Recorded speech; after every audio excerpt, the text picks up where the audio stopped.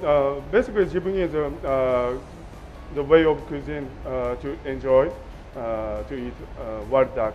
It is very difficult to get good wild duck. So that's why we are using beef. One yam and one mushroom, shiitake mushrooms and carrot. You should have a pot with some taro and carrot and mushroom in it. This is the baby yam? Yes. Yeah. Now I put these ingredients in the same pot, but before that I already cooked for each. So you said you have to cook the vegetables separately? Yes. Okay, so you use the same pot of dashi to cook each vegetable separately because they will all take different amounts of time to cook through. Okay. The brown dashi. You have another pot with a slightly darker kind of dashi in it? Yes. I put already dark soy and sugar. There's a bowl of white liquid. It's made by wheat flour. Wheat flour. So with water. Okay, it's wheat flour dissolved in water. About a tablespoon of oil. Okay, now I'm going to put the piece of beef. It should be hot enough that it starts sizzling straight away. There's no seasoning on the beef, no salt, no pepper, nothing, just plain.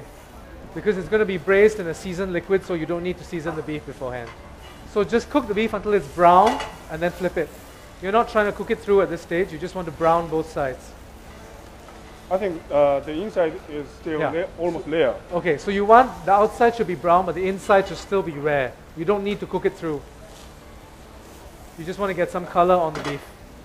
And leave it here. Okay, as soon as both sides are brown, take it off the heat. Set it to one side.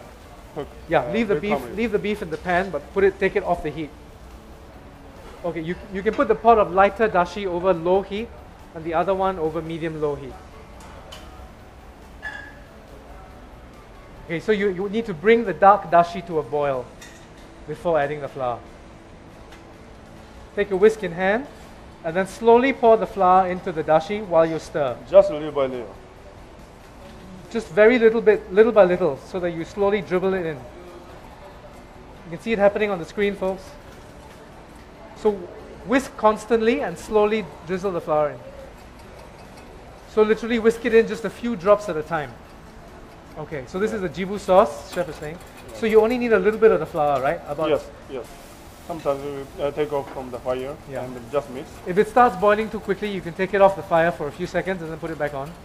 And now cut off the fire. So I think chef added about a total of between 2 and 3 tablespoons of the flour mixture. So you shouldn't need to add more than that. Yeah. Done. Yeah. So until it's thickened,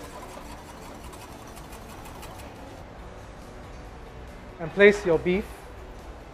So your beef has been sitting in your frying pan for a while, so it should be cooked nicely, a little bit medium rare in the center, right? Yeah. And then you arrange your taro and your carrot and your mushroom. And then you spoon your sauce over the top. Spinach here. You should have a small bundle of cooked spinach on your tray. Take a little bit of wasabi from your portion of wasabi and pose it on top of the beef. So the sauce should be lightly covering all of the ingredients except the spinach.